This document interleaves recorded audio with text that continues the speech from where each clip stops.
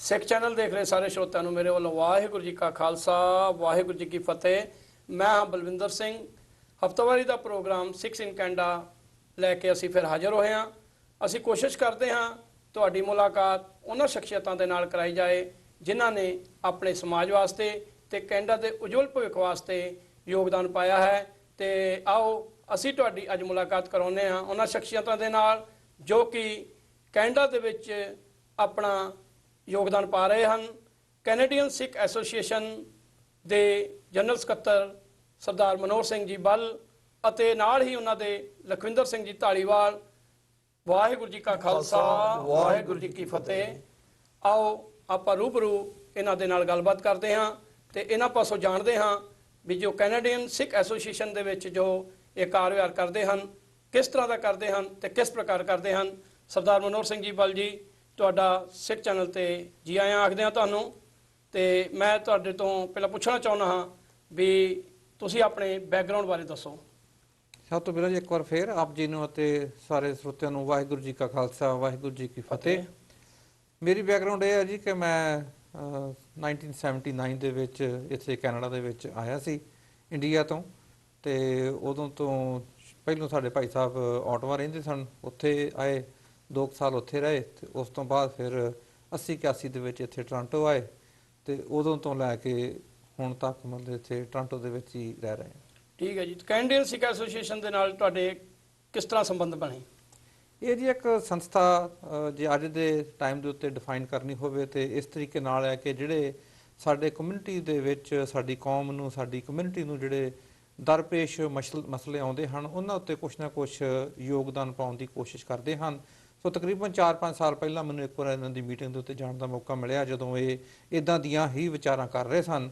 ਤੇ ਉਸ ਟਾਈਮ ਦੇ ਉੱਤੇ ਜਾਂ ਉਸ ਤੋਂ ਪਹਿਲਾਂ ਵੀ ਔਰ ਅੱਜ ਵੀ ਅਸੀਂ ਘੱਟ ਗਿਣਤੀ ਦੇ ਲੋਕ ਹਾਂ ਜਿਹੜੇ ਇੱਥੇ ਕੈਨੇਡਾ ਦੇ ਵਿੱਚ ਰਹਿ ਰਹੇ ਹਾਂ। ਕੁਛ ਨਾ ਕੁਛ ਜਿਹੜੇ ਵਿਸ਼ੇ ਹਨ ਜਿਨ੍ਹਾਂ ਦਾ ਡਿਸਕ੍ਰਿਮੀਨੇਸ਼ਨ ਦੇ ਨਾਲ ਇਸ਼ੂ ਹੈ ਜਾਂ ਪਾਲਿਸੀ ਦੇ ਵਿੱਚ ਇਸ਼ੂ ਹੈ ਜਾਂ ਸਰਕਾਰ ਦੀਆਂ ਕੁਝ ਨੀਤੀਆਂ ਹੁੰਦੀਆਂ ਹਨ ਜਿਨ੍ਹਾਂ ਨੂੰ ਠੀਕ ਕਰਨ ਦੀ ਲੋੜ ਹੈ। ਸੋ ਇਦਾਂ ਦੀਆਂ ਵਿਚਾਰਾਂ ਦੀਆਂ ਕਰ ਰਹੀਆਂ ਸੀ ਤੇ ਮੈਂ ਇਦਾਂ ਦੇ ਕੰਮਕਾਰ ਦੇ ਵਿੱਚ ਕੁਝ ਦਿਲਚਸਪੀ ਮੇਰੀ ਸੀ ਹੈ ਤੇ ਉਹ ਫਿਰ ਅਸੀਂ ਵਿਚਾਰਾਂ ਕਰਦੇ ਕਰਦੇ ਹੀ ਮੈਂ ਇਹਨਾਂ ਦੀ ਇੱਕ ਕਮੇਟੀ ਬਣੀ ਸੀ ਉਦੋਂ ਜਿਸ ਦੇ ਵਿੱਚ ਖਾਸ ਤੌਰ ਦੇ ਉੱਤੇ ਮੋਟਰਸਾਈਕਲ ਦੇ ਸੰਬੰਧ ਦੇ ਵਿੱਚ ਜਿਹੜੀ ਕਿ ਅਜੇ ਇਜਾਜ਼ਤ ਇੱਥੇ ਇੰਟੀਰੀਓ ਵਿੱਚ ਨਹੀਂ ਹੈ ਉਹਦੇ ਬਾਰੇ ਗੱਲਾਂ ਬਾਤਾਂ ਕਰ ਰਹੇ ਸੀ ਤੇ ਉਸ ਕਮੇਟੀ ਦਾ ਮੈਂ ਮੈਂਬਰ ਬਣਿਆ ਤੇ ਉਦੋਂ ਤੋਂ ਲੈ ਕੇ ਹੁਣ ਤਾਂ ਲਗਾਤਾਰ ਇਸ ਵਿਸ਼ੇ ਤੇ ਵੀ ਤੇ ਹੋਰਨਾਂ ਇਸ਼ੂਆਂ ਤੇ ਵੀ ਅਸੀਂ ਕੰਮ ਕਰਦੇ ਇਕੱਠੇ ਆ ਰਹੇ ਹਾਂ। ਕੈਨੇਡੀਅਨ ਸਿੱਖ ਐਸੋਸੀਏਸ਼ਨ ਹੋਂਦ 'ਚ ਕਦੋਂ ਆਈ? ਇਹ ਜੀ 2009 ਦੇ ਵਿੱਚ ਹੋਂਦ 'ਚ ਆਈ। ਅਸੀਂ 2 ਹਫ਼ਤਿਆਂ ਨੂੰ ਹੀ ਇਹਨਾਂ ਦੇ 5 ਸਾਲ ਦਾ ਜਿਹੜਾ ਪ੍ਰੋਗਰਾਮ ਹੈ ਛੋਟਾ ਜਿਹਾ ਗੈਟ ਟੂਗੈਦਰ ਆਪਣੀ ਕਰ ਰਹੇ ਹਾਂ। ਇਹ ਆਪਣੇ ਮਨ ਦੇ ਵਿੱਚ ਹੀ ਵਿਚਾਰਾਂ ਕਰਨ ਦੇ ਲਈ ਕਿ 5 ਸਾਲ ਪਹਿਲਾਂ ਕੀ ਉਦੇਸ਼ ਰੱਖ ਕੇ ਇਹ ਸੰਸਥਾ ਉਸ ਟਾਈਮ ਦੇ ਉੱਤੇ ਵੈਸੇ ਮੈਂ ਫਾਊਂਡਿੰਗ ਮੈਂਬਰ ਨਹੀਂ ਹੈਗਾ। ਸੋ ਉਹ ਜਿਹੜੇ ਫਾਊਂਡਿੰਗ ਮੈਂਬਰ ਨੇ ਸਾਰੇ ਇਕੱਠੇ ਹੋਣਗੇ ਉਹਨਾਂ ਦਾ ਧੰਨਵਾਦ ਕਰਾਂਗੇ ਤੇ ਉਦੋਂ ਇਹ ਵੀ ਵਿਚਾਰਾਂ ਕਰਾਂਗੇ 2 ਹਫ਼ਤਿਆਂ ਨੂੰ ਭਈ ਕਿਹੜੇ ਉਦੇਸ਼ ਕਿਹੜੇ ਮੁੱਦੇ ਲੈ ਕੇ ਮਨਾਂ ਦੇ ਵਿੱਚ ਇਹਨਾਂ ਨੇ ਇਹ ਕੰਮਕਾਰ ਸ਼ੁਰੂ ਕੀਤਾ ਤੇ ਇਵੈਲੂਏਟ ਕਰਨਾ ਆਪਣੇ ਆਪ ਨੂੰ ਵੀ ਅਸੀਂ ਉਹਨਾਂ ਨੂੰ ਪੂਰਤੀ ਲਈ ਕਿੱਥੇ ਜੇ ਹੁਣ ਤੱਕ ਪਹੁੰਚੇ ਆ ਤੇ ਆਉਣ ਵਾਲੇ ਸਮੇਂ ਦੇ ਵਿੱਚ ਕੀ ਕਰਨ ਦੀ ਲੋੜ ਹੈ ਕਿ ਆਪਣੇ ਉਹਨਾਂ ਉਦੇਸ਼ਾਂ ਦੀ ਪੂਰਤੀ ਲਈ ਤੁਰੇ ਰਹੀਏ। ਤੁਹਾਨੂੰ ਦੱਸ ਦਈਏ ਵੀ ਜਿਸ ਤਰ੍ਹਾਂ ਕੈਨੇਡੀਅਨ ਸਿੱਖ ਐਸੋਸੀਏਸ਼ਨ ਨੂੰ 5 ਸਾਲ ਹੋ ਰਹੇ ਹਨ ਉਸੇ ਤਰ੍ਹਾਂ ਸਿੱਖ ਚੈਨਲ ਨੂੰ ਚੱਲਦੇ ਆ ਯੂਕੇ ਦੇ ਵਿੱਚ 5 ਸਾਲ ਪੂਰੇ ਹੋ ਰਹੇ ਹਨ ਤੇ ਯੂਕੇ ਦੇ ਵਿੱਚ 3 ਤਰੀਕ ਨੂੰ ਸਾਹਿਬ ਸ਼੍ਰੀ ਅਖੰਡ ਪਾਠ ਸਾਹਿਬ ਜੀ ਆਰੰਭ ਹੋਣਗੇ ਤੇ 5 ਤਰੀਕ ਨੂੰ ਇਹਨਾਂ ਦੇ ਭੋਗ ਪੈਣਗੇ ਤੇ ਤੁਸੀਂ ਇਹ ਸਾਰਾ ਜੋ ਪ੍ਰੋਗਰਾਮ ਉੱਥੇ ਉਲੀਕਿਆ ਜਾ ਰਿਹਾ ਹੈ ਟੀਵੀ ਤੇ ਲਾਈਵ ਦੇਖੋਗੇ। ਅਖੰਡ ਪਾਠ ਲਾਈਵ ਚੱਲੇਗਾ ਤੇ ਤੁਸੀਂ ਸਾਰਿਆਂ ਨੇ ਇਹਦਾ ਲਾਭ ਲੈਣਾ ਹੈ। ਤੇ ਮਨੋਹਰ ਸਿੰਘ ਜੀ ਅਸੀਂ ਤੁਹਾਨੂੰ ਵਧਾਈ ਦਿੰਦੇ ਹਾਂ ਵੀ ਤੁਹਾਡੇ ਕੈਨੇਡੀਅਨ ਸਿੱਖ ਐਸੋਸੀਏਸ਼ਨ ਨੂੰ 5 ਸਾਲ ਪੂਰੇ ਹੋਣ ਜਾ ਰਹੇ ਨੇ। ਸਾਡੇ ਨਾਲ ਬੈਠੇ ਹਨ ਲਖਵਿੰਦਰ ਸਿੰਘ ਜੀ ਢਾਲੀਵਾਲ ਜੋ ਕਿ ਇਹਨਾਂ ਦੀ ਨੁਮਾਇੰਦਗੀ ਕਰਦੇ ਨੇ ਕੈਨੇਡੀਅਨ ਸਿੱਖ ਐਸੋਸੀਏਸ਼ਨ ਦੀ। ਮੈਂ ਤੁਹਾਨੂੰ ਪੁੱਛਣਾ ਚਾਹੁੰਦਾ ਵੀ ਤੁਸੀਂ ਇਹਦੇ ਨਾਲ ਕਿਸ ਤਰ੍ਹਾਂ ਜੁੜੇ ਹੋ? ਮੈਂ ਐਕਚੁਅਲੀ ਜੀ ਇਹਦਾ ਫਾਊਂਡਰ ਮੈਂਬਰ ਹਾਂ ਜੀ। ਅੱਛਾ। ਅਸੀਂ ਜਦੋਂ ਪਹਿਲੀ ਵਾਰੀ ਛੋਟੀਆਂ ਬੈਠਕਾਂ ਕਰਦੇ ਹੁੰਦੇ ਸੀਗੇ ਤੇ ਫਿਰ ਇਹ ਗੱਲਾਂ ਹੁੰਦੀਆਂ ਸੀ ਵੀ ਆਪਾਂ ਕੈਨੇਡੀਅਨ ਮਸਲਿਆਂ ਬਾਰੇ ਜ਼ਿਆਦਾ ਚਿੰਤਤ ਹੋਈਏ। ਫਿਰ ਮੈਂ ਇੱਥੇ ਤੁਹਾਨੂੰ ਰੋਕਦਾ ਹਾਂ। ਫਿਰ ਮੈਂ ਤੁਹਾਨੂੰ ਇਹ ਪੁੱਛਣਾ ਚਾਹੁੰਦਾ ਵੀ ਕੈਨੇਡੀਅਨ ਸਿੱਖ ਐਸੋਸੀਏਸ਼ਨ ਨੂੰ ਖੋਲ੍ਹਣ ਦਾ ਕੀ ਮਕਸਦ ਸੀ ਤੇ ਕਿਉਂ ਇਹ ਐਸੋਸੀਏਸ਼ਨ ਤੁਹਾਨੂੰ ਬਣਾਉਣੀ ਪਈ? ਇਹ ਜੀ ਕੈਨੇਡਾ ਦੇ ਵਿੱਚ ਦਰਪੇਸ਼ ਆਉਣ ਵਾਲੀਆਂ ਮੁਸ਼ਕਲਾਂ ਨੇ ਜਿਹੜੀਆਂ ਉਹ ਸਿੱਖਣ ਆਉਂਦੀਆਂ ਸੀ। ਅਸੀਂ ਬੇਸਿਕਲੀ ਉਹਨਾਂ ਨੂੰ ਸੋਲਵ ਕਰਨ ਵਾਸਤੇ ਉਹਨਾਂ ਨੂੰ ਨਜਿੱਠਣ ਵਾਸਤੇ ਤੇ ਜੰਗ ਨੂੰ ਇਹਦੇ ਵਿੱਚ ਇਨਵੋਲਵ ਕਰਨ ਵਾਸਤੇ ਅਸੀਂ ਇਹ ਸੰਸਥਾ ਬਣਾਈ ਸੀ। ਇਹ ਸੰਸਥਾ ਦਾ ਨਿਰੋਲ ਕੰਮ ਕੈਨੇਡਾ 'ਚ ਦਰਪੇਸ਼ ਆਉਣ ਵਾਲੀਆਂ ਮੁਸ਼ਕਲਾਂ ਜਾਂ ਸਮਾਜਿਕ ਭਾਈਚਾਰੇ 'ਚ ਹੋਰ ਗੱਲਾਂ ਕਰਨ ਵਾਲੀਆਂ ਉਹ, ਜਾਂ ਅਸੀਂ ਆਪਣੇ ਜੰਗ ਬੱਚਿਆਂ ਨੂੰ ਇਹਦੇ ਨਾਲ ਕਿੱਦਾਂ ਜੋੜ ਸਕਦੇ ਹਾਂ। ਮੈਂ ਬੜਾ ਪ੍ਰਾਊਡਲੀ ਕਹਿਣਾ, ਸਾਡੀ ਜੰਗ ਬੱਚੀ ਆ ਸਿਮਰਨ, ਉਹ ਇਹਦੀ ਚੇਅਰਪਰਸਨ ਆ ਹੁਣ। ਅੱਛਾ ਜੀ। ਹਾਂਜੀ, ਇਹ ਸਾਡੀ ਪ੍ਰਾਪਤੀ ਆ। ਅਸੀਂ ਬੱਚਿਆਂ ਨੂੰ ਅੱਗੇ ਲਗਾ ਕੇ ਤੇ ਉਹਨਾਂ ਤੋਂ ਕੰਮ ਕਰਾਉਨੇ ਆ ਸਾਡੀ ਗਾਈਡੈਂਸ ਦੇ ਵਿੱਚ। ਹੁਣ ਤੱਕ ਅਸੀਂ ਜਿੰਨੀਆਂ ਵੀ ਕੰਮ ਕੀਤੇ ਆ, ਪ੍ਰੋਪਰ ਪਾਲਿਸੀ ਵਾਈਜ਼ ਕੰਮ ਕੀਤੇ ਆ, ਸਿਸਟਮ ਦੇ ਨਾਲ, ਸਰਕਾਰਾਂ ਦੇ ਨਾਲ ਜੋ ਵੀ ਮਸਲੇ ਆਉਣ ਉਹਨਾਂ ਨੂੰ ਪ੍ਰੋਪਰ ਇੱਕ ਤਰੀਕੇ ਦੇ ਨਾਲ ਅਸੀਂ ਕੈਨੇਡਾ ਦੇ ਕਾਨੂੰਨ ਦੇ ਅੰਦਰ ਰਹਿ ਕੇ ਹੱਲ ਕਰਦੇ ਹਾਂ। ਤਕਰੀਬਨ ਤੁਹਾਡੇ ਕਿੰਨੇ ਕੁ ਮੈਂਬਰ ਤੁਹਾਡੇ ਨਾਲ ਜੁੜੇ ਹੋਏ ਹਨ? ਸਾਡੇ ਹੁਣ ਤੱਕ 235 ਮੈਂਬਰ ਨੇ ਜੀ, ਜਿਹੜੇ ਹੁਣ ਪ੍ਰੈਜ਼ੈਂਟਲੀ ਹੈਗੇ ਆ। ਤੇ ਵੈਸੇ 5 ਡਲ ਦੀ ਮੈਂਬਰਸ਼ਿਪ ਆ, ਕੋਈ ਜ਼ਿਆਦਾ ਨਹੀਂ। ਅਸੀਂ ਸਾਰਿਆਂ ਨੂੰ ਇਨਕਰੇਜ ਕਰਦੇ ਹਾਂ ਤੁਹਾਡੇ ਚੈਨਲ ਦੇ ਥਰੂ ਵੀ ਤੁਸੀਂ ਵੱਧ ਤੋਂ ਵੱਧ ਕੈਨੇਡੀਅਨ ਸਿੱਖ ਐਸੋਸੀਏਸ਼ਨ ਦੇ ਮੈਂਬਰ ਬਣੋ। ਸਾਡੀਆਂ ਜਿਹੜੀਆਂ ਮੀਟਿੰਗਾਂ ਹੁੰਦੀਆਂ ਨੇ, ਓਪਨ ਮੀਟਿੰਗਾਂ ਹੁੰਦੀਆਂ ਨੇ। ਮੀਟਿੰਗਾਂ ਦੇ ਵਿੱਚ ਅਸੀਂ ਸਰਬਸੰਮਤੀ ਨਾਲ ਚੇਅਰਪਰਸਨ ਜਾਂ ਕਿਸੇ ਦੀ ਵੀ ਉਹਨਾਂ ਦੀ ਲਿਆਕਤ ਦੇ ਮੁਤਾਬਕ, ਉਹਨਾਂ ਦੇ ਕੰਮਾਂ ਦੇ ਹਿਸਾਬ ਨਾਲ ਅਸੀਂ ਚੋਣ ਕਰ ਲੈਂਦੇ ਹਾਂ ਜੀ। ਇਸ ਕਰਕੇ ਮੈਂ ਅੱਜ ਤੱਕ ਕਿਸੇ ਅਹੁਦੇ ਦੇ ਨਹੀਂ, 5 ਸਾਲ ਤੋਂ ਮੈਂ ਮੈਂਬਰ ਹੀ ਹਾਂ। ਤੇ ਮੈਂ ਅੱਜ ਵੀ ਪ੍ਰਾਊਡਲੀ ਕਹਿਣਾ ਵੀ ਮੈਂ ਮੈਂਬਰ ਹਾਂ। ਤੇ ਅਸੀਂ ਬੱਚਿਆਂ ਨੂੰ ਇਹਦੇ ਨਾਲ ਜੋੜਨਾ ਚਾਹੁੰਦੇ ਹਾਂ। ਕੋਈ ਜੰਗ ਬੱਚੇ ਹੋਣ ਜਿਨ੍ਹਾਂ ਕੋਲ ਵਧੀਆ ਵਿਜ਼ਨ ਹੋਵੇ, ਉਹ ਕੈਨੇਡਾ ਦੀ ਸਿੱਖ ਸੰਗਤ ਨੂੰ ਦਰਪੇਸ਼ ਆਉਣ ਵਾਲੀਆਂ ਮੁਸ਼ਕਲਾਂ, ਜਿੱਦਾਂ ਬਲ ਸਾਹਿਬ ਨੇ ਹੈਲਮਟ ਦਾ ਇਸ਼ੂ ਆ, ਹਾਰਡ ਹੈਡ ਦਾ ਇਸ਼ੂ ਆ, ਇਹ ਇੱਦਾਂ ਦੀਆਂ ਹੋਰ ਬੜੀਆਂ ਮੁਸ਼ਕਲਾਂ ਨੇ ਜਿਹੜੀਆਂ ਛੋਟੀਆਂ ਛੋਟੀਆਂ ਸਿੱਖਾਂ ਨੂੰ ਆਉਂਦੀਆਂ ਨੇ। ਸਾਨੂੰ ਇਸ ਮੁਲਕ 'ਚ ਆਇਆ 100 ਸਾਲ ਤੋਂ ਜ਼ਿਆਦਾ ਹੋ ਗਿਆ। ਤੇ ਹੁਣ ਸਾਡਾ ਕੋਰਟਾਂ 'ਚ ਲੜ ਕੇ ਮਸਲੇ ਹੱਲ ਕਰਾਉਣ ਦਾ ਕੰਮ ਨਹੀਂ ਹੈਗਾ। ਹੁਣ ਅਸੀਂ ਇੰਨੇ ਐਸਟੈਬਲਿਸ਼ ਹੋ ਚੁੱਕੇ ਹਾਂ, ਸਾਡੇ ਆਪਦੇ ਐਮਪੀ ਇਹਨਾਂ ਸਰਕਾਰਾਂ 'ਚ ਨੇ। ਸਾਨੂੰ ਇੱਕ ਪ੍ਰੋਪਰ ਵੇ ਅਡਾਪਟ ਕਰਨ ਦੀ ਲੋੜ ਆ, ਜਿਹਨੂੰ ਕੈਨੇਡੀਅਨ ਸਿੱਖ ਐਸੋਸੀਏਸ਼ਨ ਨੇ ਅਡਾਪਟ ਕੀਤਾ ਤੇ ਅਸੀਂ ਉਹਨੂੰ ਅੱਗੇ ਲੈ ਕੇ ਜਾ ਰਹੇ ਹਾਂ। ਜਿਸ ਤਰ੍ਹਾਂ ਤੁਸੀਂ ਦੱਸਿਆ ਵੀ ਇਹਦੀ ਮੈਂਬਰਸ਼ਿਪ ਜੋ ਹੈ ਖੁੱਲੀ ਹੈ। ਹਾਂਜੀ, ਬਿਲਕੁਲ ਖੁੱਲੀ। 5 ਡਾਲਰ ਮੈਂਬਰਸ਼ਿਪ ਆ ਜੀ, ਕੋਈ ਜ਼ਿਆਦਾ ਮੈਂਬਰਸ਼ਿਪ ਨਹੀਂ ਸਾਲ ਦੀ। ਤੇ ਉਹਦੇ ਨਾਲ ਵੈਸੇ 5 ਡਾਲਰ ਦਾ ਖਰਚੇ ਵੀ ਨਹੀਂ ਪੂਰੇ ਹੁੰਦੇ। ਤੇ ਅਸੀਂ ਉਸ ਪਰ ਨੋਮੀਨਲ ਰੱਖੀ ਆ ਤਾਂ ਕਿ ਬੱਚੇ ਇਹਨੂੰ ਆਪਣੇ ਆਪ ਜੁਆਇਨ ਕਰਨ। ਕਿ ਜੇਕਰ ਨਾਨ ਮੈਂਬਰ ਤੁਹਾਡੇ ਕੋਲ ਕੋਈ ਮਸਲਾ ਲੈ ਕੇ ਆਉਂਦਾ ਤੇ ਤੁਸੀਂ ਉਹਦਾ ਹੱਲ ਕਰੋਗੇ? ਬਿਲਕੁਲ ਜੀ, ਮੋਸਟ ਵੈਲਕਮ। ਜਿੱਦਾਂ ਅਸੀਂ ਪਿੱਛੇ ਜੇ ਇਹ ਬਲ ਸਾਹਿਬ ਰੇਡੀਓ ਪ੍ਰੋਗਰਾਮ ਵੀ ਕਰਦੇ ਆ, ਵੌਇਸ ਆਫ ਸਿੱਖਸ, ਉਹਦੇ ਤੇ ਅਸੀਂ ਅਨਾਉਂਸ ਕਰਦੇ ਆ ਓਨਟਾਰੀਓ ਦੇ ਵਿੱਚ ਕਦੇ ਵੀ ਕਿਸੇ ਨੂੰ ਪੱਗ ਦੇ ਮੁਤਾਲਕ, ਚਾਹੇ ਉਹ ਕਿਸੇ ਵੀ ਵਿਸ਼ੇ ਨਾਲ ਸੰਬੰਧਿਤ ਹੋਵੇ, ਟਰੱਕਿੰਗ ਨਾ ਹੋਵੇ ਜਾਂ ਫੈਕਟਰੀ 'ਚ ਹੋਵੇ, ਕੋਈ ਮੁਸ਼ਕਲ ਆਉਂਦੀ ਆ, ਕੋਈ ਅੰਪਲਾਇਰ ਉਹਦੇ ਨਾਲ ਡਿਸਕ੍ਰਿਮੀਨੇਸ਼ਨ ਕਰਦਾ, ਉਹਨੂੰ ਨਹੀਂ ਜਾਣ ਦਿੰਦਾ ਤੇ ਉਹਦੇ ਨਾਲ ਜਾਂ ਕਿਸੇ ਕਿਸਮ ਦਾ ਵਿਤਕਰਾ ਕੀਤਾ ਜਾਂਦਾ, ਕਿਸੇ ਵੀ ਕਿਸਮ ਦਾ, ਸਿੱਖ ਸਿੰਬਲਸ ਦੇ ਨਾਲ ਜਾਂ ਵੈਸੇ ਵੀ ਜੇ ਸਾਡੇ ਕੋਲੇ ਕੋਈ ਵੈਸੇ ਆਉਂਦਾ, ਉਹ ਸਿੱਖ ਨਾਨ ਸਿੱਖ, ਅਸੀਂ ਉਹਨਾਂ ਦਾ ਮਸਲਾ ਵੀ ਉਨੀ ਗੰਭੀਰਤਾ ਨਾਲ ਲੈਂਦੇ ਆ। ਠੀਕ ਹੈ। ਇਹ ਨਹੀਂ ਹੈਗਾ ਵੀ ਸਿੱਖ ਹੋਣਾ ਹੀ ਜ਼ਰੂਰੀ ਆ ਕੈਨੇਡੀਅਨ ਸਿੱਖ ਐਸੋਸੀਏਸ਼ਨ ਕੋਲੇ ਮਸਲਾ ਲੈ ਕੇ ਆਉਣ ਲਈ। ਠੀਕ ਹੈ। ਇਹ ਸਾਡੇ ਦਰਵਾਜ਼ੇ ਖੁੱਲੇ ਆ, ਕਿਸੇ ਵੀ ਕਮਿਊਨਿਟੀ ਦੇ ਨਾਲ ਤੁਸੀਂ ਰਿਲੇਟਡ ਹੋਵੋ, ਜੇ ਤੁਹਾਡੇ ਅਸੀਂ ਕੰਮ ਆ ਸਕੀਏ ਤੇ ਸਾਡੇ ਭਾਗ ਨੇ। ਮਨੋਹਰ ਸਿੰਘ ਜੀ, ਮੈਨੂੰ ਤੁਸੀਂ ਦੱਸੋ ਵੀ ਜੋ ਕੈਨੇਡੀਅਨ ਸਿੱਖ ਐਸੋਸੀਏਸ਼ਨ ਹੈ, ਇਹਨਾਂ ਦੀ ਪਾਲਿਸੀ ਬਾਰੇ ਦੱਸੋ। ਹਾਂਜੀ ਮੈਂ ਜੀ ਜੇ ਥੋੜਾ ਜਿਹਾ ਇੱਕ ਹੋਰ ਐਡ ਕਰਨਾ ਚਾਹਾਂਗਾ ਵੀ ਭਾਵੇਂ ਕਿ ਜਿਸ ਤਰ੍ਹਾਂ ਕਿ ਆਪਣਾ ਲਖਵਿੰਦਰ ਸਿੰਘ ਹੋਣਾ ਨੇ ਕਿਹਾ ਵੀ ਕੈਨੇਡਾ ਦੇ ਵਿੱਚ ਸਿੱਖਾਂ ਨੂੰ ਆਇਆਂ ਨੂੰ ਤਕਰੀਬਨ 100 ਸਾਲ ਹੋ ਗਿਆ, 100 ਤੋਂ ਜ਼ਿਆਦਾ ਹੀ ਹੋ ਗਿਆ। ਤੇ ਅੰਟੇਰੀਓ ਵਿੱਚ ਮੈਂ ਕਹਾਂਗਾ ਕਮਿਊਨਿਟੀ ਸਾਡੀ ਜਿਹੜੀ ਹੈ ਤਕਰੀਬਨ 30 35 40 ਸਾਲ ਪੁਰਾਣੀ ਹੈ। ਜਦੋਂ ਮੈਂ 79 ਦੇ ਵਿੱਚ ਆਇਆ ਸੀ, ਉਦੋਂ ਕੋਈ ਸਿੱਖ 1 ਜਾਂ 2 ਗੁਰਦੁਆਰੇ ਸੀ ਆਪਣੇ ਕੋਲ ਇੱਥੇ, ਤੇ ਉਸ ਤੋਂ ਲੈ ਕੇ ਕਮਿਊਨਿਟੀ ਤਰੱਕੀ ਕਰ ਰਹੀ ਹੈ। ਪਰ ਅੰਟੇਰੀਓ ਦੇ ਜਿਹੜੇ ਕਾਇਦੇ ਕਾਨੂੰਨ ਨੇ, ਸਰਕਾਰਾਂ ਦੀਆਂ ਪਾਲਿਸੀਆਂ ਨੇ, ਕਾਨੂੰਨ ਨੇ, ਉਹਨਾਂ ਦੇ ਵਿੱਚ ਜਿਹੜੀ ਸਿੱਖ ਜੀਵਨ ਜਾਂਚ ਆ, ਸਿੱਖ ਵੇ ਆਫ ਲਾਈਫ ਆ, ਜਿਹਦੇ ਵਿੱਚ ਅਸੀਂ ਮੋਟੇ ਤੌਰ ਦੇ ਉੱਤੇ ਦਸਤਾਰ ਦੀ ਗੱਲ ਕਰਦੇ ਹਾਂ ਜਾਂ ਕਿਰਪਾਨ ਦੀ ਗੱਲ ਕਰਦੇ ਹਾਂ, ਵੀ ਜਿਹੜੀਆਂ ਇਹਨਾਂ ਦੀਆਂ ਰੂਲਸ ਰੈਗੂਲੇਸ਼ਨਸ ਪ੍ਰੋਸੀਜਰ, ਚਾਹੇ ਉਹ ਸਕੂਲ ਬੋਰਡ ਹੈ, ਪੁਲਿਸ ਫੋਰਸ ਹੈ, ਗਵਰਨਮੈਂਟ ਹੈ, ਉਹ ਪੂਰਨ ਤੌਰ ਤੇ ਜਿਹੜੇ ਹੈਗੇ ਨੇ ਵਰਕ ਪਲੇਸ ਨੂੰ ਇਨਕਲੂਡ ਹੈ, ਉਹਨਾਂ ਸਾਰੀਆਂ ਪਾਲਿਸੀ ਦੇ ਵਿੱਚ ਅਜੇ ਸਿੱਖ ਜੀਵਨ ਜਾਂਚ ਨੂੰ ਪੂਰੀ ਮਾਨਤਾ ਨਹੀਂ ਹੈਗੀ। ਸੋ ਇਹ ਮੇਰਾ ਖਿਆਲ ਹੈ ਵੀ ਸਿੱਖ ਜਿੱਥੇ ਕਿਤੇ ਵੀ ਜਾਂਦੇ ਹਨ, ਉਹਨਾਂ ਨੂੰ ਇਹ ਮੁਸ਼ਕਲਾਂ ਆਉਂਦੀਆਂ ਹਨ। ਘੱਟ ਗਿਣਤੀ ਦੇ ਅਸੀਂ ਲੋਕ ਹਾਂ, ਫਿਰ ਵਿਜ਼ੀਬਲ ਮਿਨੋਰਟੀ ਹਾਂ। ਸੋ ਅਸੀਂ ਮਤਲਬ ਕੈਨੇਡੀਅਨ ਸਿੱਖ ਐਸੋਸੀਏਸ਼ਨ ਤੋਂ ਇਹ ਜਿਹੜਾ ਹੈਗਾ ਹੈ ਪ੍ਰਾਈਮ ਸਾਡਾ ਪਾਲਿਸੀ ਡਿਸੀਜਨ ਹੈ ਕਿ ਅਸੀਂ ਸਿੱਖ ਜੀਵਨ ਜਾਂਚ ਦੇ ਨਾਲ related, Sikh way of life ਦੇ ਨਾਲ ਰਿਲੇਟਡ ਜਿੰਨੇ ਵੀ ਇਸ਼ੂ ਇੰਟੀਰੀਓ ਦੇ ਵਿੱਚ ਆਉਂਦੇ ਹਨ, ਭਾਵੇਂ ਕਿਸੇ ਵੀ ਡਿਪਾਰਟਮੈਂਟ ਦੇ ਨਾਲ ਰਿਲੇਟਡ ਹੋਣ, ਇਨਕਲੂਡਿੰਗ ਵਰਕ ਪਲੇਸ ਜਦੋਂ ਤੁਸੀਂ ਕਿਹਾ ਹੈ, ਉਹਨਾਂ ਨੂੰ ਪਾਲਿਸੀ ਲੈਵਲ ਦੇ ਉੱਤੇ ਸਰਕਾਰ ਦੇ ਨਾਲ ਮਿਲ ਕੇ ਉਹਦਾ ਹੱਲ ਲੱਭਣ ਦੀ ਜਿਹੜੀ ਅਸੀਂ ਕੋਸ਼ਿਸ਼ ਕਰਦੇ ਹਾਂ। ਸਲੋ ਪ੍ਰੋਸੈਸ ਹੈ, ਪਰ ਫਿਰ ਵੀ ਅਸੀਂ ਉਹਦੇ ਵਿੱਚ ਕਾਮਯਾਬ ਕਾਫੀ ਹੱਦ ਤੱਕ ਹੋ ਰਹੇ ਹਾਂ। ਮਨੋਹਰ ਸਿੰਘ ਜੀ, ਮੈਨੂੰ ਤੁਸੀਂ ਕੋਈ ਇਹੋ ਜਿਹਾ ਇੱਕ ਇਸ਼ੂ ਦੱਸੋ ਵੀ ਜਿਹੜਾ ਤੁਹਾਡੇ ਕੋਲ ਆਇਆ ਹੋਰ ਤੁਸੀਂ ਉਹਨੂੰ ਹੱਲ ਕੀਤਾ। ਇਹ ਜੀ ਆਪਣਾ ਥੋੜੀ ਜੀ ਗਾਂਹ ਜਾ ਕੇ ਇਹਦੀ ਡਿਟੇਲ 'ਚ ਜਾਣਕਾਰੀ ਦਿੰਦੇ ਹਾਂ, ਕਿਉਂਕਿ ਉਹ ਸਾਡਾ ਇੱਕ ਮੇਨ ਇਸ਼ੂ ਹੈ ਜਿਹਦੀ ਅਸੀਂ ਗੱਲ ਕਰਨ ਆਏ ਹਾਂ। ਪਰ ਇੱਕ ਉਦਾਹਰਨ ਦੇ ਤੌਰ ਦੇ ਉੱਤੇ ਤਕਰੀਬਨ ਮੇਰਾ ਖਿਆਲ ਹੈ ਵੀ 6 ਮਹੀਨੇ 8 ਮਹੀਨੇ ਹੋ ਗਏ ਹੋਣਗੇ, ਮਤਲਬ ਇੱਕ ਵੀਰ ਦਾ ਮੈਨੂੰ ਫੋਨ ਆਇਆ, ਕਹਿੰਦਾ ਜੀ ਮੈਂ ਇਸ ਵੇਲੇ ਮਤਲਬ ਇੱਕ ਕੰਪਨੀ ਦੇ ਬਾਹਰ ਖੜਾ ਤੇ ਮੈਂ ਮੀਂਹ 'ਚ ਖੜਾ ਤੁਹਾਨੂੰ ਫੋਨ ਕਰਨ ਡਿਆ ਵੀ ਇਸ ਕੰਪਨੀ ਵਾਲਾ ਮੈਂ ਟਰੱਕ ਚਲਾਉਣਾ ਤੇ ਇਸ ਕੰਪਨੀ ਵਾਲੇ ਨੇ ਮੈਨੂੰ ਕਿਹਾ ਵੀ ਤੂੰ ਟਰੱਕ ਬੈਕ ਕਰਕੇ ਲਾ ਦੇ, ਤੇ ਜਿਹੜਾ ਮੈਂ ਲਾਤਾ ਤੇ ਫਿਰ ਉਹਨਾਂ ਕਿਹਾ ਵੀ ਥੱਲੇ ਉਤਰ ਕੇ ਤੇ ਸਾਡੀ ਫੈਕਟਰੀ 'ਚੋਂ ਬਾਹਰ ਨਿਕਲ ਜਾ, ਕਿਉਂਕਿ ਸਾਡੀ ਪਾਲਿਸੀ ਜਿਹੜੀ ਆ ਇਸ ਪਾਰਟਿਕੂਲਰ ਕੰਪਨੀ ਦੀ ਇਹ ਅਲਾਉ ਨਹੀਂ ਕਰਦੀ ਵੀ ਕੋਈ ਵੀ ਇੱਥੇ ਵਿਅਕਤੀ ਉਹ ਖੜਾ ਹੋਵੇ ਸਾਡੇ ਪ੍ਰੀਮਿਸਿਸ ਦੇ ਵਿੱਚ ਜਿਹਨੇ ਹਾਰਡ ਹੈਟ ਨਾ ਲਿਆ ਹੋਵੇ ਸਿਰ ਤੇ ਉਹਨਾਂ ਨੇ ਮੈਨੂੰ ਬਾਹਰ ਕੱਢਤਾ ਤੇ ਮੈਂ ਤੁਹਾਨੂੰ ਇੱਥੇ ਹੁਣ ਫੋਨ ਕਰ ਰਿਹਾ ਵੀ ਇਹਦਾ ਕੁਝ ਕਰੋ। ਮੈਂ ਕਿਹਾ ਯਾਰ ਹੁਣ 5-10 ਮਿੰਟਾਂ ਵਿੱਚ ਤਾਂ ਕੁਝ ਨਹੀਂ ਹੋ ਸਕਦਾ, ਪਰ ਤੇਰੇ ਕੋਲ ਵੀ ਪੂਰੀ ਜਾਣਕਾਰੀ ਨਹੀਂ ਵੀ ਤੇਰਾ ਸੁਪਰਵਾਈਜ਼ਰ ਕੌਣ ਆ, ਫੋਨ ਨੰਬਰ ਕੀ ਆ, ਸੋ ਐਂਡ ਸੋ ਫੋਰਥ, ਤੇ ਇਹ ਤੇ ਤੈਨੂੰ ਮੀਂਹ ਇਦਾਂ ਹੀ ਨਜਿੱਠਣਾ ਹੀ ਪਊ।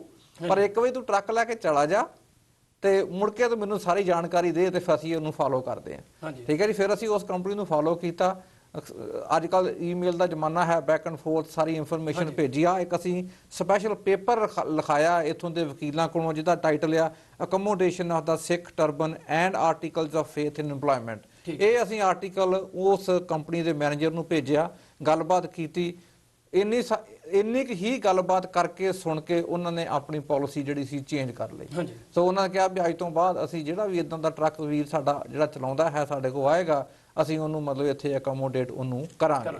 ਸੋ ਇਹ ਇੱਕ ਛੋਟੀ ਜਿਹੀ ਉਦਾਹਰਨ ਹੈ ਜਿਹੜੀ ਕਿ ਸਾਡੇ ਸਾਹਮਣੇ ਆ ਗਈ। ਜਿਸ ਤਰ੍ਹਾਂ ਆਪਣਾ ਲਖਵਿੰਦਰ ਸਿੰਘ ਹੁਣਾਂ ਨੇ ਦੱਸਿਆ ਵੀ ਇਹਦੇ ਵਿੱਚ ਮੈਂਬਰ ਹੋਣ ਨਾ ਹੋਣ, ਕਿੱਥੇ ਹੋਣ, ਇਹਦਾ ਕੋਈ ਮਤਲਬ ਨਹੀਂ।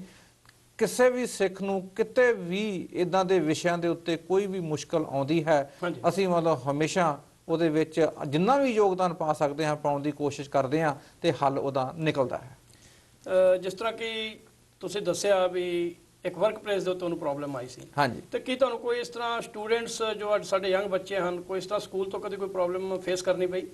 ਨਹੀਂ ਜੀ, ਸਕੂਲ ਦੇ ਵਿੱਚ ਉਹ ਇਸ ਤਰ੍ਹਾਂ ਕਿ ਜਿਹੜੀ ਦਸਤਾਰ ਤੇ ਕਿਰਪਾਨ ਨਾਲ ਸੰਬੰਧਿਤ ਜਿੰਨੇ ਵੀ ਇਸ਼ੂ ਹਨ ਉਹਦੇ ਵਿੱਚ ਤੇ ਜਿੱਥੇ ਆਪਾਂ ਹੁਣ ਬੈਠੇ ਹਾਂ ਆਪਣਾ ਮਿਸਿਸਾਗਾ ਦੇ ਵਿੱਚ, ਇੱਥੇ ਪੀਲ ਬੋਰਡ ਆਫ ਐਜੂਕੇਸ਼ਨ ਹੈ, ਬਹੁਤ ਵੱਡਾ ਪੀਲ ਬੋਰਡ ਆਫ ਐਜੂਕੇਸ਼ਨ, ਜਿਹਦੇ ਵਿੱਚ ਸਕੂਲ ਆਪਣੀ ਬਹੁਤ ਕਮਿਊਨਿਟੀ ਇੱਥੇ ਰਹਿੰਦੀ ਹੈ। ਬਰੈਂਪਟਨ ਵੀ ਇਸੇ ਹੀ ਬੋਰਡ ਦੇ ਵਿੱਚ ਆਉਂਦਾ ਹੈ। ਕੁਝ ਸਾਲ ਪਹਿਲਾਂ ਇੱਥੇ ਇਹ ਮੁਸ਼ਕਲ ਆਈ ਸੀ। ਠੀਕ ਹੈ, ਹਾਂਜੀ, ਕਿਉਂਕਿ ਜਿਹੜੇ ਬੋਰਡ ਨੇ ਉਹਨਾਂ ਨੇ ਪਾਲਿਸੀ ਚ ਬਣਾਤੀ ਕਿ ਤੁਸੀਂ ਕਿਰਪਾਨ ਤੇ ਦਸਤਾਰ ਸਜਾ ਕਿਰਪਾਨ ਦੀ ਬਹੁਤੀ ਸੀ, ਨਹੀਂ ਆ ਸਕੇ ਤੇ ਉਹ ਫਿਰ ਜਿਹੜਾ ਕੇਸ ਇਹਨਾਂ ਇੰਟੀਰੀਅਰ ਹਿਊਮਨ ਰਾਈਟ ਤੱਕ ਗਿਆ। ਹਾਂਜੀ, ਉੱਥੇ ਉਹ ਜਿੱਤ ਪ੍ਰਾਪਤ ਕੀਤੀ ਅਸੀਂ।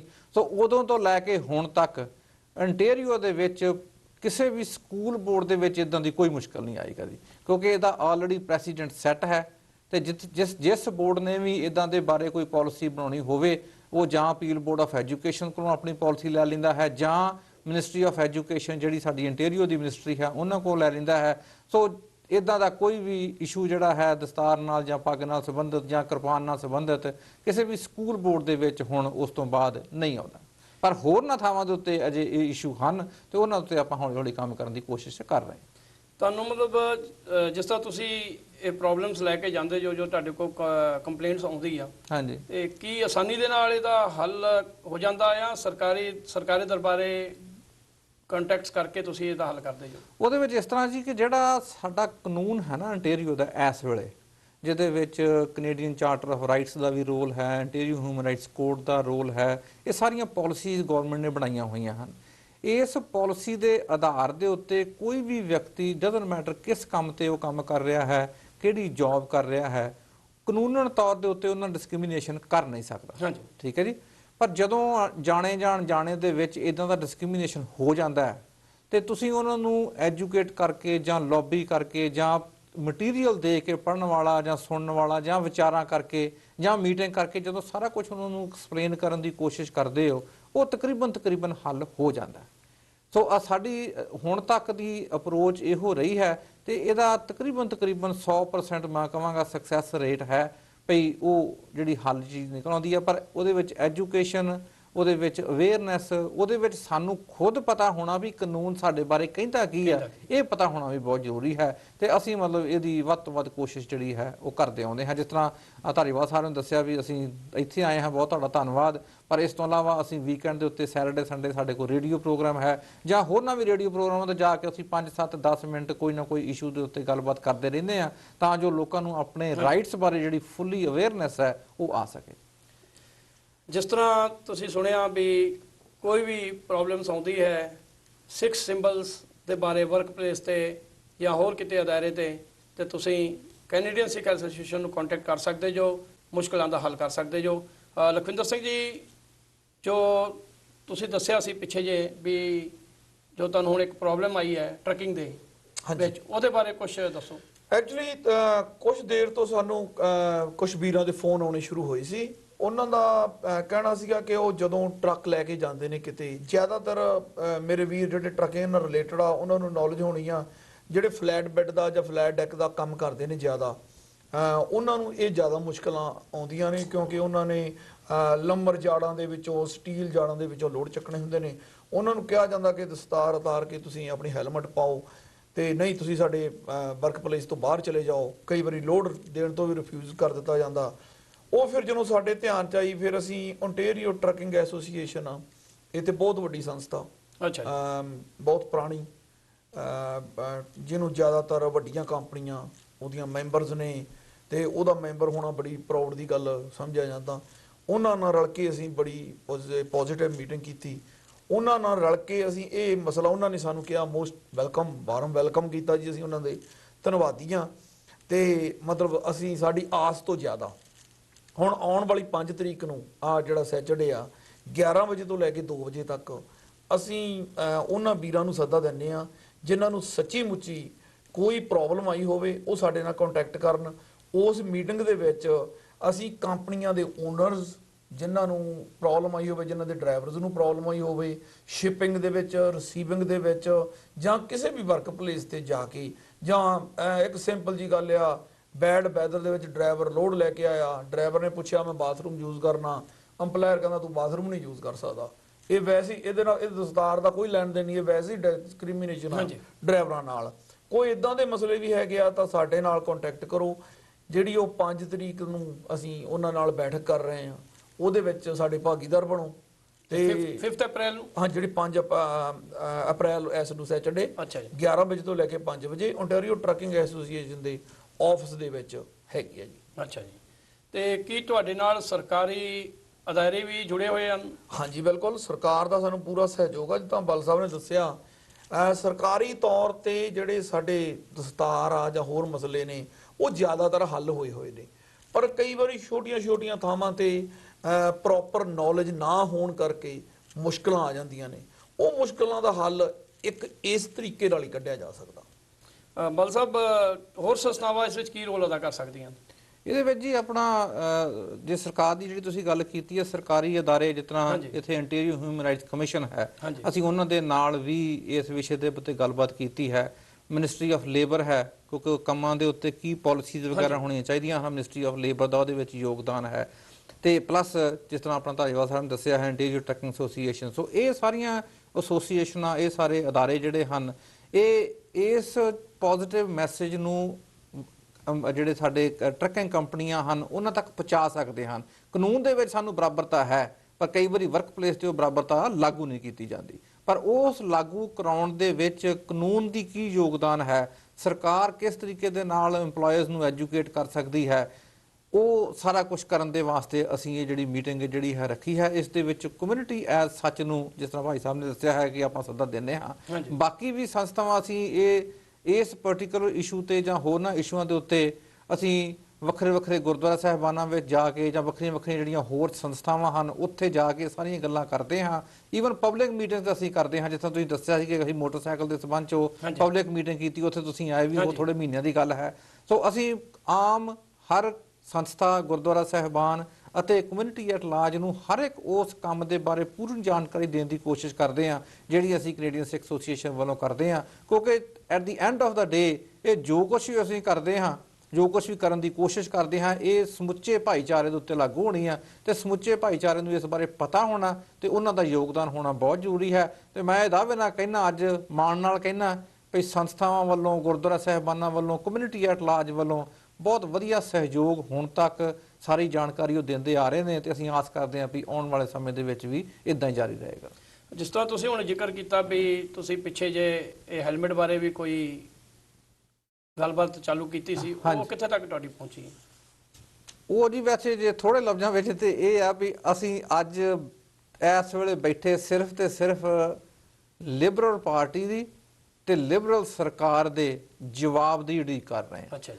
ਜੇ ਤੁਸੀਂ ਪੁੱਛੋ ਵੀ ਚੰਗਾ ਕੀ ਸਾਨੂੰ ਕਮਿਊਨਿਟੀ ਦੇ ਤੌਰ ਦੇ ਉੱਤੇ, ਮੈਂ ਕੈਨੇਡੀਅਨ ਸਿੱਖ ਐਸੋਸੀਏਸ਼ਨ ਦੀ ਗੱਲ ਵੀ ਨਹੀਂ ਕਰਦਾ, ਕਮਿਊਨਿਟੀ ਦੇ ਤੌਰ ਦੇ ਉੱਤੇ ਅੰਟੇਰੀਓ ਦੀ ਸਿੱਖ ਕਮਿਊਨਿਟੀ ਕੀ ਇਸ ਵਿਸ਼ੇ ਬਾਰੇ ਹੋਰ ਕੁਝ ਕਰ ਸਕਦੀ ਆ? ਤੇ ਮੈਂ ਕਹਾਂਗਾ ਜੀ ਜੋ ਕੁਝ ਇਹਨਾਂ ਦਾ ਕਰ ਲੈਣੇ ਤੋਂ ਗਾਂ ਹੋਰ ਕੁਝ ਕਰਨ ਨੂੰ ਨਹੀਂ ਹੈ। ਰਾਜਨੀਤੀਆਂ 3 ਪਾਰਟੀਆਂ ਹਨ ਇੱਥੇ ਅੰਟੇਰੀਓ ਦੇ ਵਿੱਚ, ਮਿਨੋਰਿਟੀ ਸਰਕਾਰ ਹੈ, ਲਿਬਰਲ ਸਰਕਾਰ ਨੇ ਇਹ ਸਾਨੂੰ ਆਪਣੀ ਮੀਟਿੰਗ ਦੇ ਵਿੱਚ ਖੁਦ ਮਿਨਿਸਟਰ ਨੇ ਇਦਾਂ ਜਿਸ ਤਰ੍ਹਾਂ ਆਪਾਂ 3 ਜਣੇ ਬੈਠੇ ਹਾਂ, ਇੱਕ ਚੌਥਾ ਬੰਦਾ ਸਮਝ ਲਓ ਵੀ ਹੋਰ ਬੈਠਾ, ਅਸੀਂ 3 ਜਣੇ ਗਏ ਸੀ, ਇੱਕ ਮਿਨਿਸਟਰ ਸਾਹਿਬਾਨ ਸਨ, ਉਹਨਾਂ ਨੇ ਇਹ ਕਿਹਾ ਸੀ ਅਸੀਂ ਫਰਵਰੀ, ਮਾਰਚ, ਅਪ੍ਰੈਲ ਦੇ ਵਿੱਚ ਇਸ ਵਿਸ਼ੇ ਤੇ ਬਿੱਲ ਲੈ ਕੇ ਆਵਾਂਗੇ, ਤੁਸੀਂ ਦੂਜੀਆਂ ਪਾਰਟੀਆਂ ਨੂੰ ਕਹੋ ਵੀ ਉਸ ਸਾਡੇ ਬਿੱਲ ਦਾ ਸਹਿਯੋਗ ਦੇਣ ਸਾਨੂੰ। ਅਸੀਂ ਉਹਨਾਂ ਦੋਵਾਂ ਪਾਰਟੀਆਂ ਕੋਲੋਂ, ਜਿਹੜੀ ਪ੍ਰੋਗਰੈਸਿਵ ਕੰਜ਼ਰਵੇਟਿਵ ਪਾਰਟੀ ਹੈ ਤੇ ਐਨਡੀਪੀ ਪਾਰਟੀ ਹੈ, ਉਹਨਾਂ ਕੋਲੋਂ ਗਏ, ਉਹਨਾਂ ਨੂੰ ਕਿਹਾ ਵੀ ਤੁਸੀਂ ਸਿਰਫ ਸਾਨੂੰ ਜ਼ਬਾਨੀ ਕਵਾਮੀ ਨਾ ਸਪੋਰਟ ਦਿਓ, ਲਿਖਤੀ ਰੂਪ ਦਿਓ। ਉਹਨਾਂ ਨੇ ਲਿਖਤੀ ਰੂਪ ਦੇ ਵਿੱਚ ਉਹ ਸਪੋਰਟ ਜਿਹੜੀ ਸੀ ਉਸ ਮਿਨਿਸਟਰ ਸਾਹਿਬਾਨ ਨੂੰ ਪਹੁੰਚਾਈ ਹੋਈ ਹੈ ਜਿਨ੍ਹਾਂ ਨੇ ਸਾਨੂੰ ਕਿਹਾ ਸੀ ਵੀ ਸਪੋਰਟ ਲੈ ਕੇ ਆਓ।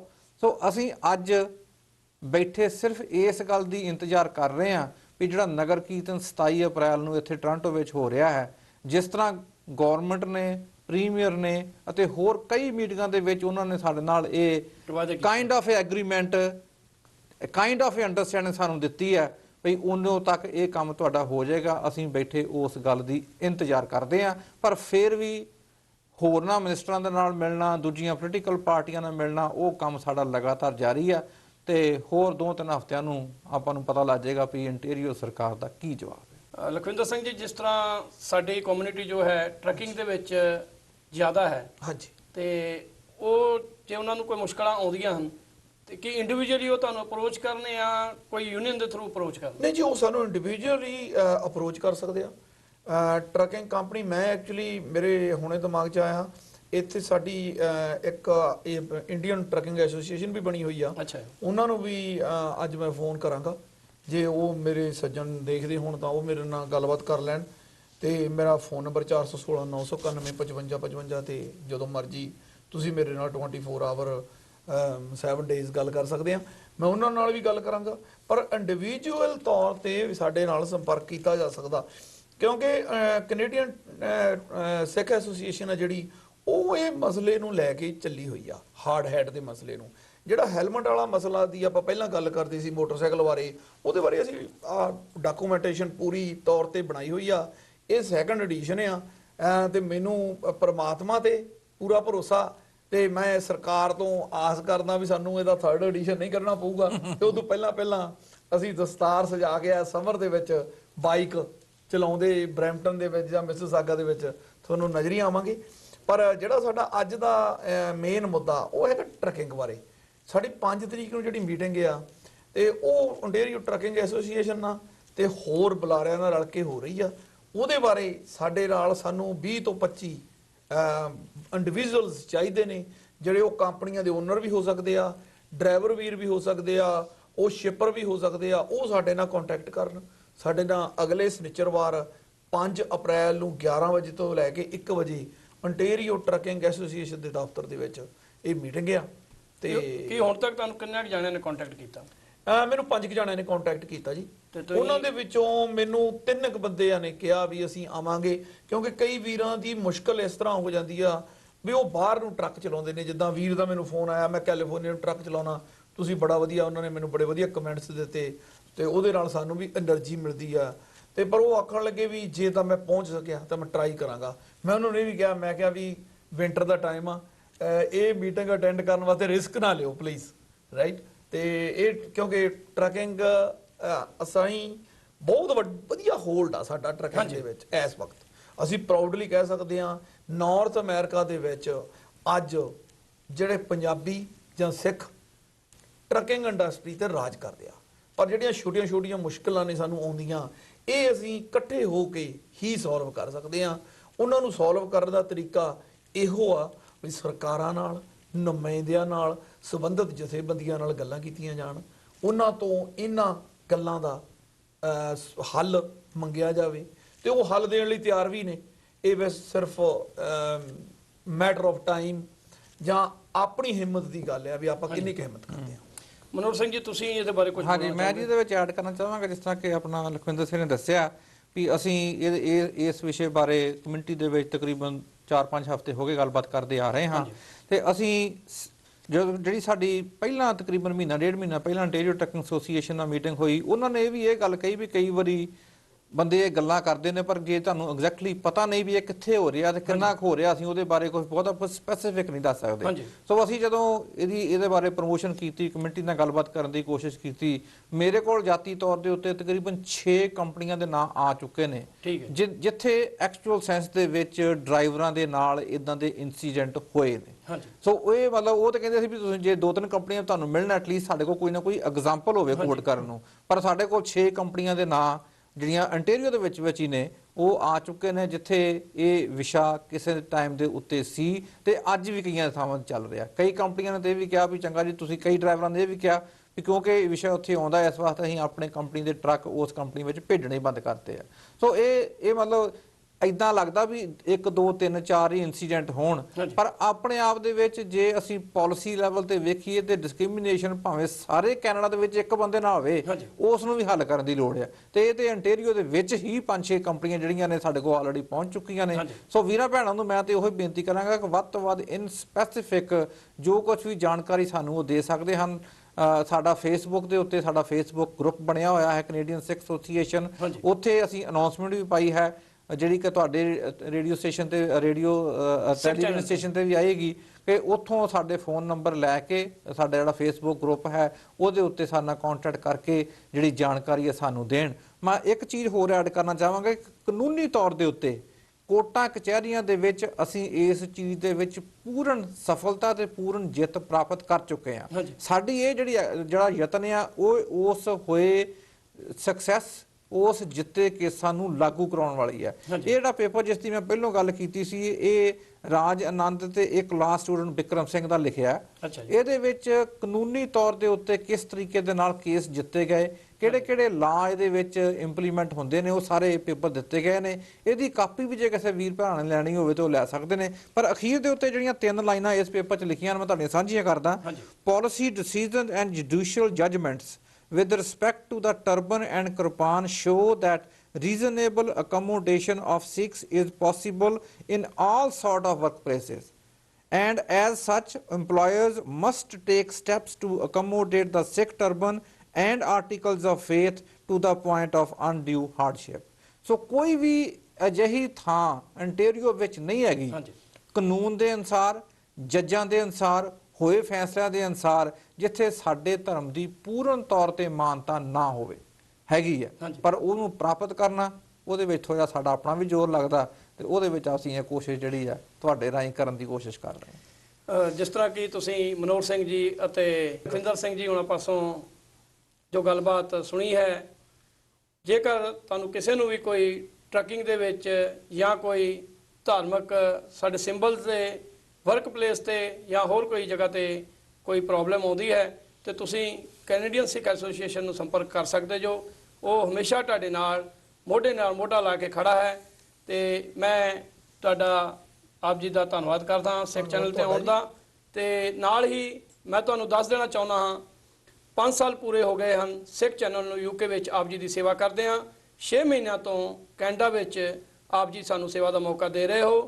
ਤੇ ਇਸੇ ਹੀ ਤਰ੍ਹਾਂ ਸਿੱਖ ਚੈਨਲ ਤੇ ਅਪ੍ਰੈਲ ਦੇ ਮਹੀਨੇ ਰੋਜਰ 676 ਤੇ ਵਿਸਾਖੀ ਦੇ ਪੁਰਬ ਅਤੇ 516 ਨੂੰ ਮੁੱਖ ਰੱਖਦੇ ਆਇਆ ਇਹ ਫ੍ਰੀ ਬ੍ਰੌਡਕਾਸਟ ਕੀਤਾ ਜਾਏਗਾ। ਤੇ ਤੁਸੀਂ ਸਾਰਿਆਂ ਨੇ ਇਸ ਚੈਨਲ ਦਾ ਫ੍ਰੀ ਸਬਸਕ੍ਰਿਪਸ਼ਨ ਦਾ ਲਾਹਾ ਲੈਣਾ ਹੈ ਜੋ ਅਪ੍ਰੈਲ ਦੇ ਮਹੀਨੇ ਤੁਹਾਨੂੰ ਮਿਲ ਰਿਹਾ ਹੈ। ਮਈ ਮਹੀਨੇ ਦੇ ਵਿੱਚ ਚੈਨਲ ਨੂੰ ਸਬਸਕ੍ਰਾਈਬ ਕਰਕੇ ਸਿੱਖ ਚੈਨਲ ਨੂੰ ਸਪੋਰਟ ਕਰੋ। ਤੁਹਾਡਾ ਸਿੱਖ ਚੈਨਲ ਤੇ ਧੰਨਵਾਦ ਕਰਦੇ ਹਾਂ। ਵਾਹਿਗੁਰੂ ਜੀ ਕਾ ਖਾਲਸਾ ਵਾਹਿਗੁਰੂ ਜੀ ਕੀ ਫਤਿਹ।